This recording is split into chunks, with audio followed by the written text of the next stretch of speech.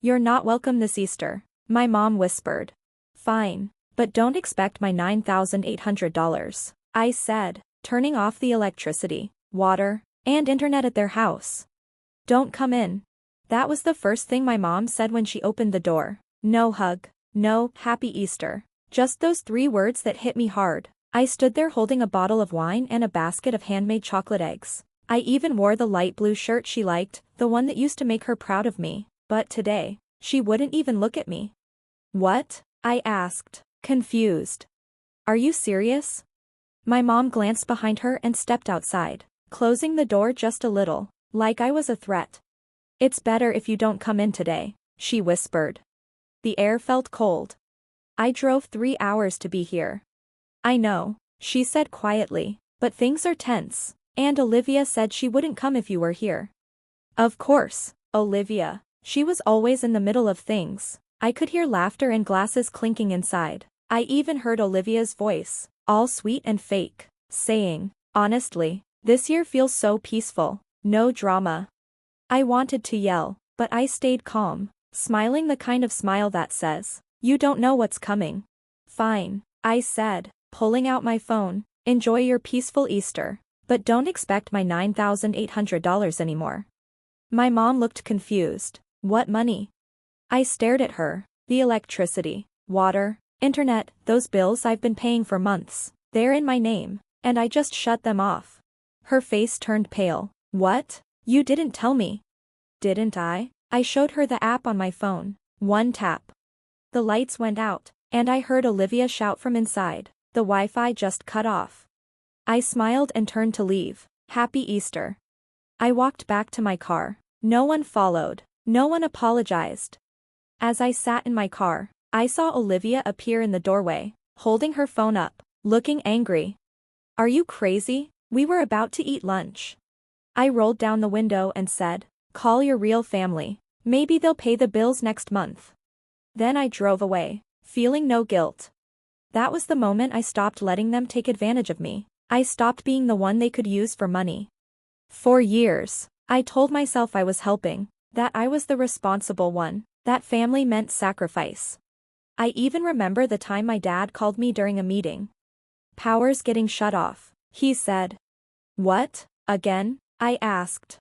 It'll be just a couple days. If you can cover it, I'll send it back by Friday. He never sent it back, and I paid anyway.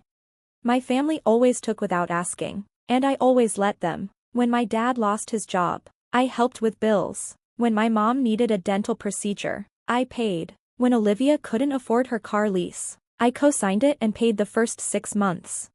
At first, it felt good. I was the reliable one, but over time, they started expecting it, taking it for granted, and even looking down on me.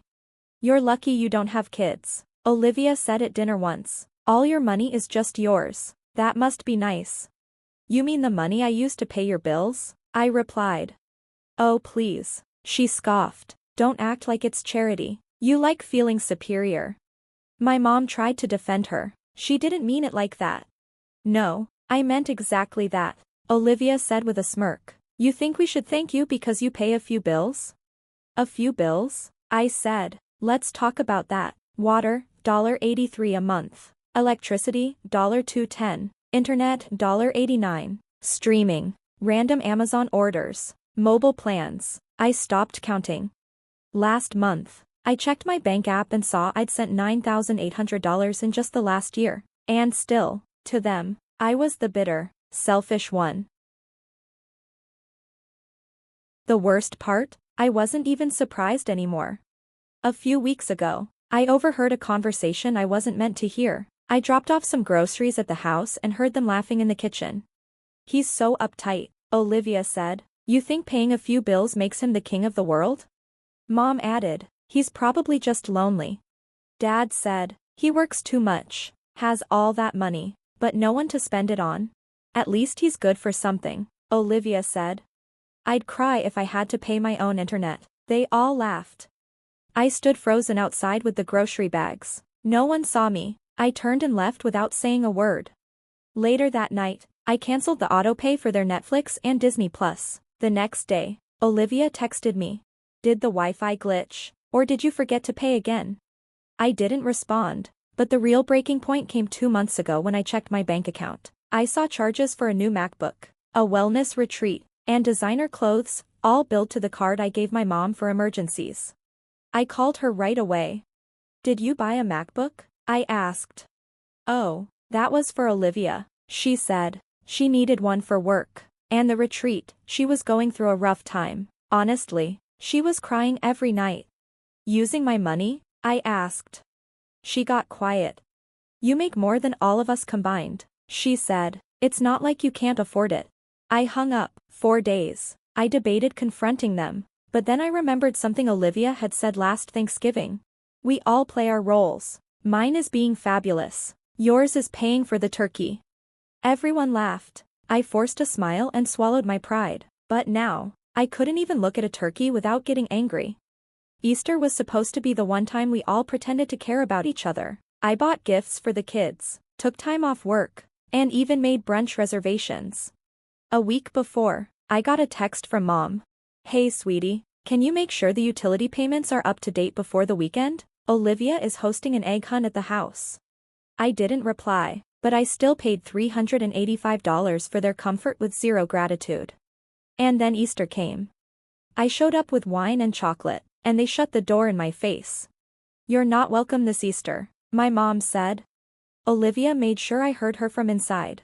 Honestly, it just feels better without the moodiness, she called out. Let them keep it light this year. They wanted light. I gave them darkness. No electricity, no water, no internet.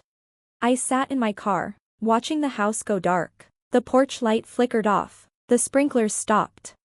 5 minutes later, Olivia burst out the door, waving her phone like a weapon. What did you do? She screamed. I rolled down the window.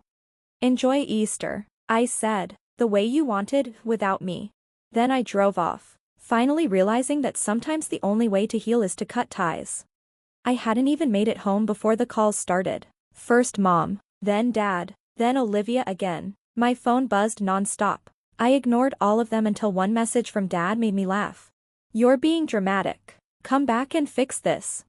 Fix this? I replied. You mean the water, the internet, and your idea of a family? No thanks. They showed up at my place 2 hours later. I heard the knock but didn't move. Let them stew. Let them feel something for once. Then I heard shouting. Are you seriously going to ignore your own mother on Easter? Open the door, or we're calling the police. Olivia screamed. This is abuse.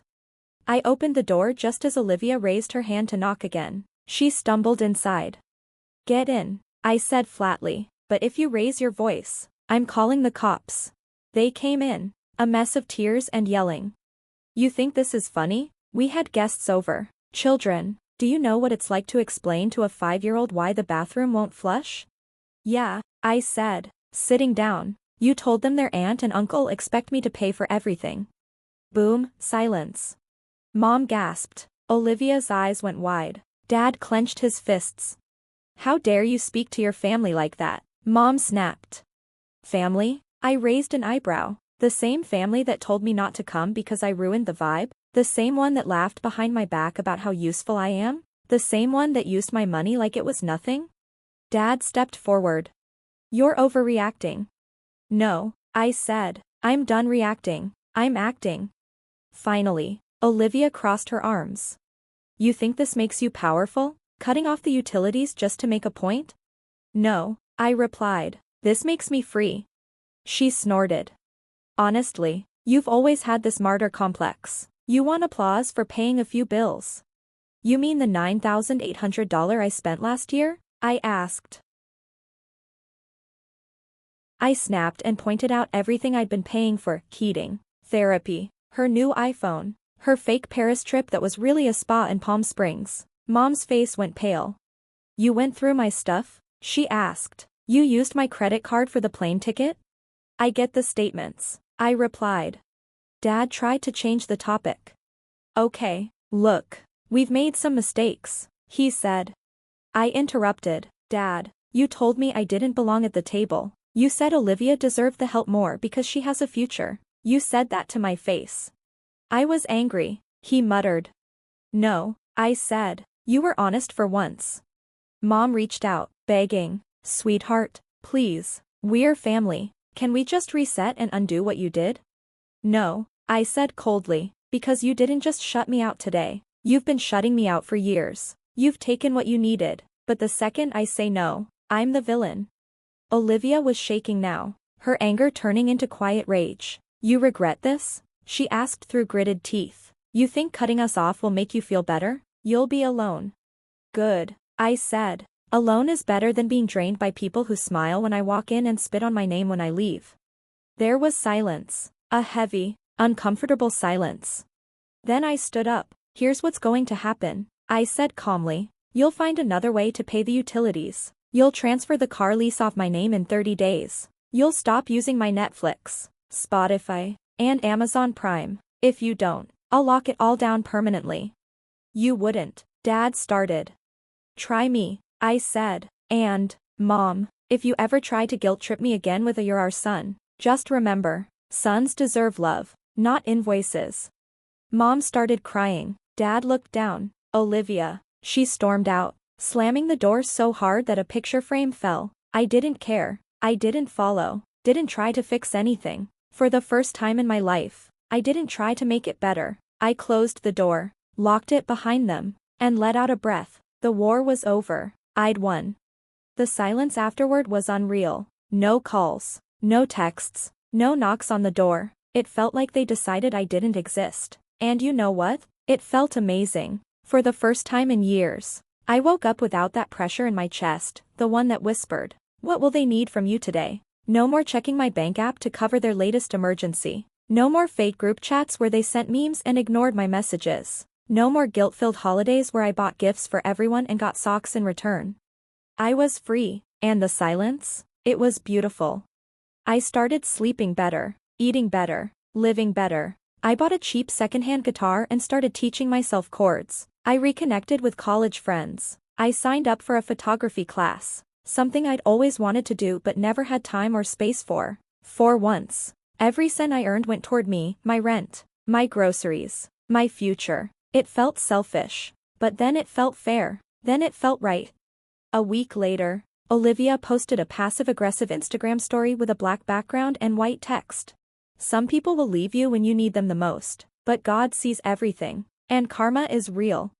I didn't reply, but I screenshot it for the laughs. A few days later, Dad called. I stared at my phone as it rang 5 times, then went to voicemail.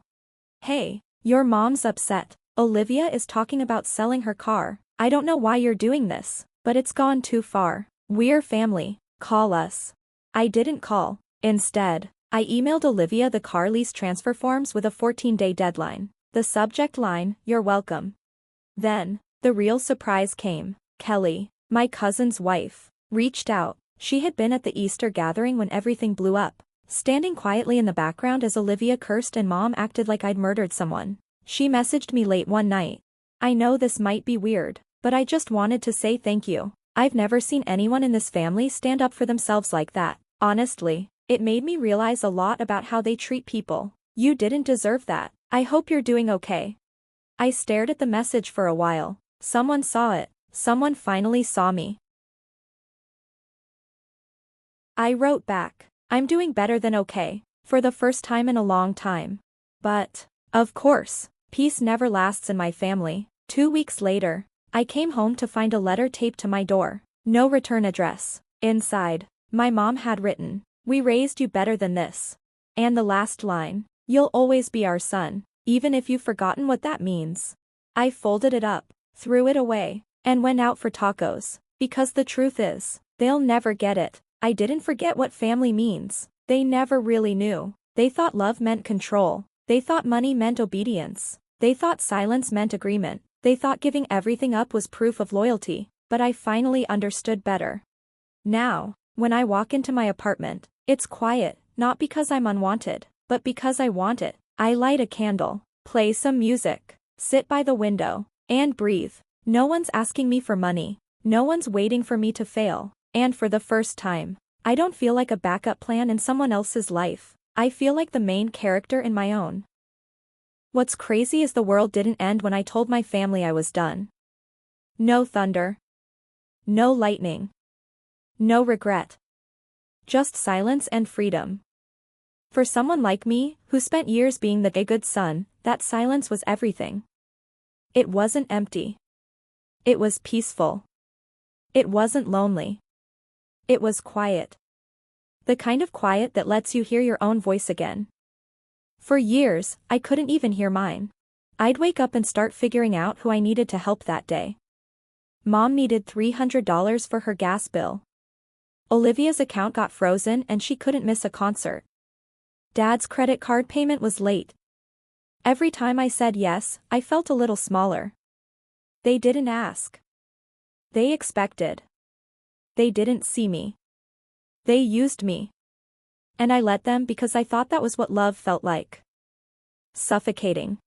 I thought being needed was the same as being wanted. But it's not. Being used is not love.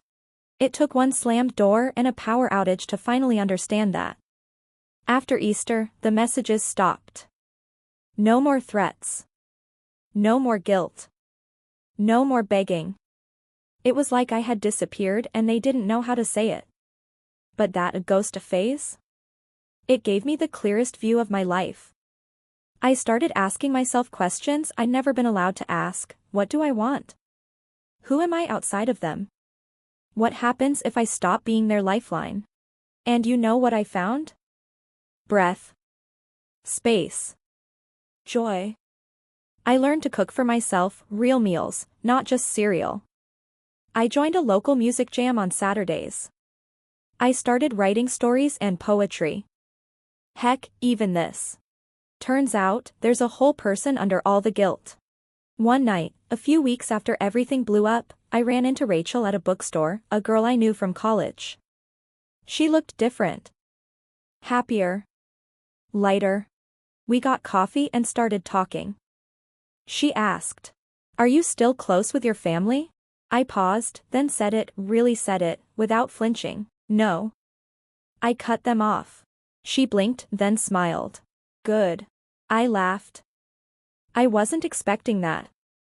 Most people just stare at me like I'm a criminal. She shrugged. Most people don't know what it's like to be the family doormat. We talked for hours about boundaries, healing, and finally choosing yourself without guilt. That night, walking home, I realized I wasn't broken anymore. I was rebuilding from the ground up, without them. And that was okay. Months passed. I stopped jumping when my phone rang. I didn't dread checking my bank account. I didn't check Olivia's social media for the next insult. And one day, I found myself laughing, actually laughing, at a meme someone sent me. I realized, I'm happy. Not because something huge happened, but because nothing was draining me anymore. For the first time in forever, I wasn't someone else's crutch. I was just me. Then, the final twist. I got a voicemail from Mom. Her voice was soft, almost fragile. "Hi, sweetheart. I hope you're okay. Olivia's been going through a hard time. The house feels different without you. I know you're angry. I know we messed up, but you're still our son. We love you. I miss you." I listened to the message twice, and for the first time, I didn't cry. I didn't feel pulled back in. I didn't feel guilty or angry. I just felt done. And that feeling? It wasn't cold. It was warm, like standing in the sun after years in the shade. So here's what I know now: saying no doesn't make you cruel. Setting boundaries doesn't make you heartless. Walking away from toxic people, even family, isn't betrayal. It's survival. Maybe my name's now a curse word at their table. Maybe they'll twist the story and make me the villain. Let them. They're not in my life anymore. My life is finally mine. So if you're reading this and you're tired of always giving, always forgiving, always sacrificing while they laugh behind your back, let me be the proof. You're allowed to stop. You're allowed to walk away. You're allowed to choose you. And if they ever tell you you're not welcome, you say, "Good. I didn't come here to be welcome. I came to stop bleeding." Then, stand tall, walk out the door, and never look back. Because peace isn't something they give you. It's something you reclaim when you finally say enough.